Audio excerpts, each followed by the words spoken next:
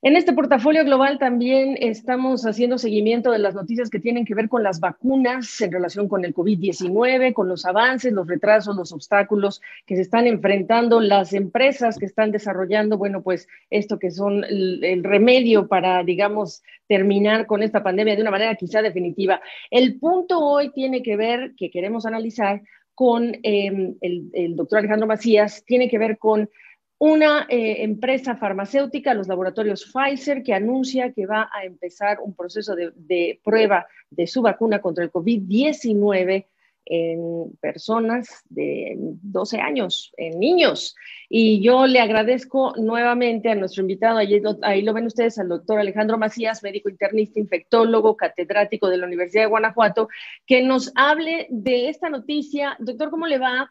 Esta es una vacuna experimental, por eso lo subrayo, se aplicaría en teoría en niños de tan solo 12 años. ¿Esto es ético? ¿Cómo le va? Sí, hola Gaby, bien, buenos días. Mira, sí, es ético. De hecho, vamos a tener que tener la vacuna para no necesariamente niños pequeños. Recuerda que se ha podido abrir en algunos países las escuelas para niños muy pequeños, pero a partir de más o menos ya de las secundarias, de los 10, 12 años ya hay problemas. O sea, cuando se abren esas escuelas, empiezan a los niños a contagiar a los adultos. Ya, el niño más chiquito, ese contagia muy poco por algún motivo. Todavía no está muy claro por qué, pero ese contagia muy poco. Entonces, seguramente están dirigidos a buscar la cobertura de los niños más o menos desde los 12 años de edad. Esa es una explicación. Otra es que siempre, cualquier estudio se considera a los niños como población vulnerable y entonces es más difícil de hacer. Por eso las compañías casi nunca se lanzan, digamos, a probar en niños antes de haber probado en adultos, a no ser que sea una vacuna específicamente dirigida a niños, siempre se va a probar primero los adultos y después poblaciones vulnerables que son mucho más difíciles de incorporar, puesto que no tienen todavía autonomía, digamos, en la decisión, y esos son los niños o por ejemplo, mujeres embarazadas, que también es mucho más difícil de incorporar en los estudios. Ahora, sabiendo que la información que tenemos, hay que decir que esto es un asunto de información disponible después de todo lo que se está aprendiendo sobre la marcha, doctor, eh, sabiendo lo que ya conocemos sobre los niños y por qué tienen hasta cierto punto un nivel, no sé si decir inmunidad, le pregunto, ¿tendría que ser distinta la fórmula de la vacuna? ¿Va a ser la misma sustancia que se prueba en niños? Y entonces el resultado, ¿qué tan relativo es? ¿O sirve simplemente para hacer una vacuna versión niños, Sí, etcétera? sí, generalmente es exactamente la misma vacuna.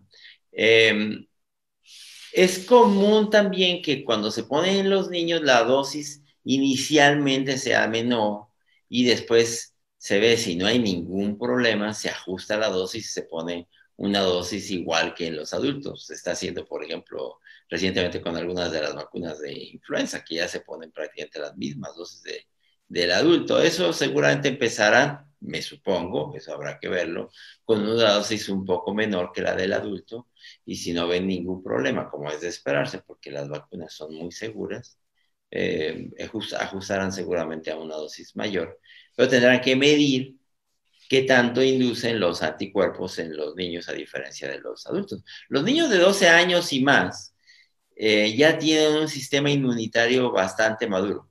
Entonces, yo no creo que sea muy diferente. De hecho, Pfizer había ya incorporado a la vacuna a los muchachos, a los adolescentes de 16 y 17 años recientemente.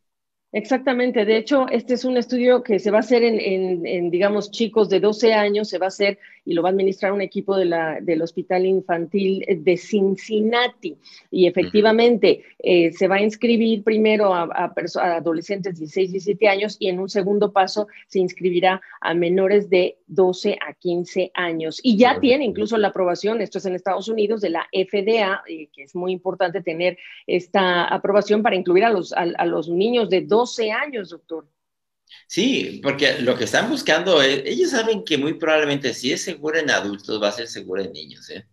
pero no van a poder tener la aprobación para ponerla en niños si no la han estudiado en niños. Entonces están Claro. adelantándose para poder tener esa población. Deberá tener un valor económico también, eso muy Por importante. supuesto. Incluso sabe por qué se lo pregunto, porque además los CDCs están diciendo, como ya lo señaló usted, que en una primera etapa ni mujeres embarazadas ni niños van a ser los recomendados para recibir esta vacuna, el de COVID-19.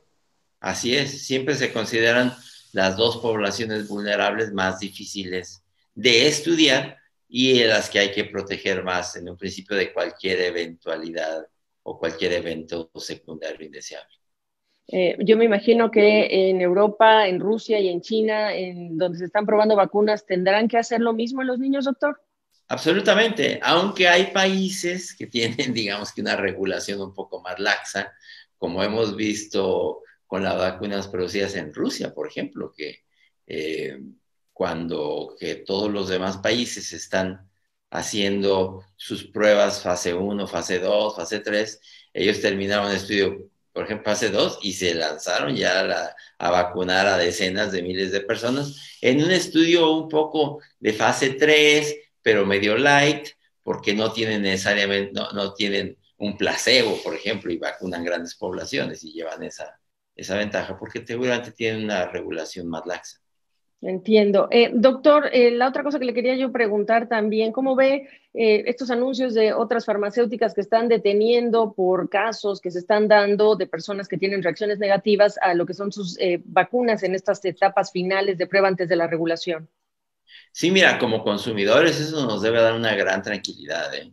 No es nada raro que un estudio se detenga temporalmente, pero como consumidores tenemos que saber que de hecho las vacunas, los estudios de investigación no los detienen las compañías, la detienen comités independientes. Yo he formado parte de algunos de esos y los comités independientes deben tener acceso a toda la documentación, a todos los resultados parciales y el comité independiente, cuando ve una señal de alarma, cuando ve algo raro, ordena detener el estudio y esos comités independientes son precisamente eso, no tienen asociación con las compañías, pero tienen el poder de detener el estudio y seguramente no nos han dicho qué fue lo que pasó, pero algo raro deben haber observado. Inicialmente yo leí que habían encontrado un paciente que se enfermó, pero ayer supe que habían declarado más bien que el comité independiente lo detuvo porque está analizando datos. Y más bien debe haber estado analizando datos globales, ¿no? Como lo que se trata en ese caso no es una vacuna, sino un anticuerpo, seguramente tendrán que ver que no haya producido, por ejemplo, lo que se llama una tormenta de citocinas. Claro. Ya tendrán que determinar qué fue lo que pasó.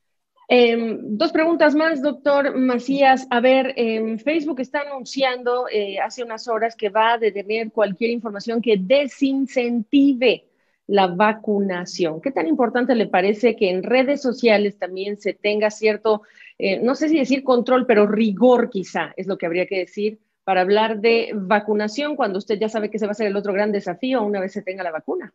Yo creo que es muy importante y creo que es un buen paso porque una mentira que se repite muchas veces y sobre todo por gente que tiene, digamos, un público extenso como ha ocurrido recientemente con actrices, con actores que tienen una posición extrema y dices que, pero ¿cómo pueden pensar eso? Por ejemplo, que las vacunas son una excusa, que toda esta enfermedad alguien la provocó y y para poder poner una vacuna, pero que la vacuna va a ser para poderte introducir un chip, que el chip lo controla Bill Gates, que quiere dominar el mundo y dices, ay, no creo que alguien pueda pensar eso. Pero cuando te metes a esas redes, te das cuenta que hay una gran cantidad de personas y que no solo es una sola, sino que ya se unió la opinión de otro y de otro ya están formando un grupo y luego ya convencieron a algunos médicos y cosas así. Entonces yo creo que sí es muy importante que las redes sociales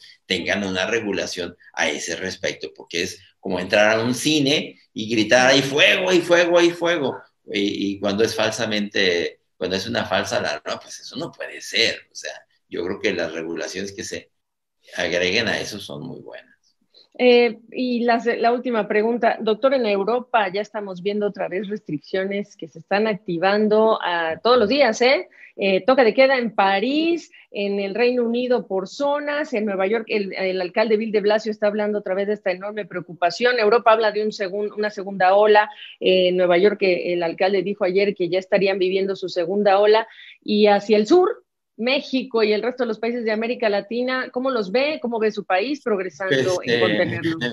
mira, ellos hablan de segunda ola porque la pandemia entró y la pudieron dominar y se fueron prácticamente a cero y ahora van a haber rebrotes. En toda Latinoamérica no ha sido así. Muy pocos países han logrado eso, por ejemplo, como Uruguay, que entrara una oleada y se fueran prácticamente a cero y tengan que cuidarse de rebrotes. No, en México y en Latinoamérica simple y sencillamente llegó, pegó duro y ahí se quedó. Y se han incorporado. Lo que vemos es que baja un poco la incidencia en la medida que bajan algunas ciudades de alta densidad, como Ciudad de México, Guadalajara, la zona del Bajío, Monterrey, pero luego se van introduciendo las ciudades de densidad media y luego el campo, ¿verdad? Lo mismo está pasando en Estados Unidos. Ha sorprendido esto, ¿eh? El país más poderoso del mundo no ha tenido ni la menor idea de cómo controlar esto. Y digamos que les ha ido igual o peor que en cualquiera de los países en desarrollo. Tiene que ver con las políticas de manejo y quienes tendrán que cuidarse de los rebrotes son quienes lo llevaron a hacer, o los demás nos tenemos que cuidar pues de que no se nos incremente la incidencia que nunca se ha ido. Sí, que nunca se ha ido, ya llegó el invierno. Doctor Macías, yo sé que usted es un hombre muy ocupado que ya se tiene que ir y le agradezco mucho la oportunidad de su análisis en relación con estas últimas novedades de la vacuna, el COVID y la situación en nuestra región. Gracias a ti por la invitación, Gaby. Cuídate. Buenos días.